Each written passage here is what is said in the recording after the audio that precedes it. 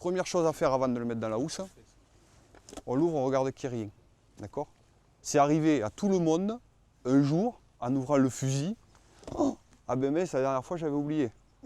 D'accord? Donc ça c'est la première chose à faire. Avant de mettre un fusil dans une housse, on vérifie qu'il n'y ait jamais rien.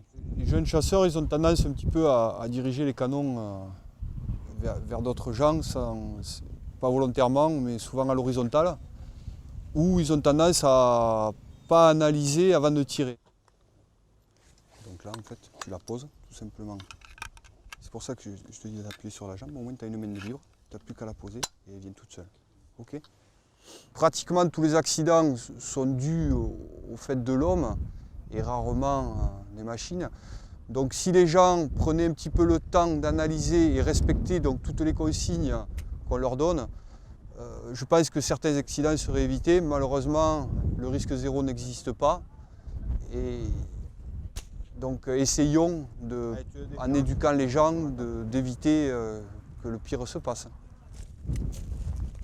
Une fille, c'est sûr que ça préfère aller faire de la danse, mais moi non. Moi, c'est pas parce qu'on est une fille qu'on ne peut pas aller chasser, hein. C'est comme un garçon. Hein. C'est pareil, l'égalité des sexes. Là, tu vois, encore c'est un peu juste. Mets ton poids vers l'avant en fait. Voilà, tu vois. Faut que en fait, ce soit toi qui bloque le fusil vers l'avant.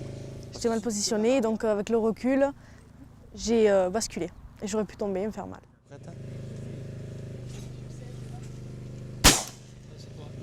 Vers le bas. Le gibier sort, les gens ont toujours tendance à croire que ce qui va sortir de la traque est forcément un gibier. Et donc pendant un court laps de temps, ils voient ce qu'ils ont envie de voir. Donc c'est ce qu'on essaye de faire comprendre aux jeunes, de bien analyser la situation avant d'épauler. Et une fois qu'on a épaulé, seulement on amène le doigt sur la détente pour lâcher son. J'ai positionné mon champ de mire sur quelqu'un. Et alors j'ai vite déplacé mon canon. C'est vrai qu'il y a la quête tout au long de la journée d'un gibier et lorsqu'on le voit, on a tendance à se laisser aller alors que c'est à ce moment-là justement qu'il faut être très vigilant et bien analyser toutes les situations possibles. Il ne faut pas croire que quand on va à la chasse, c'est pour ramener quelque chose de suite. Si on ramène rien, c'est pas grave, on a vu le gibier, c'est tout aussi bien. Je vais continuer avec mon père le permis accompagné. Et après, si à 16 ans, je passerai mon vrai permis. Et après, je chasserai toute seule.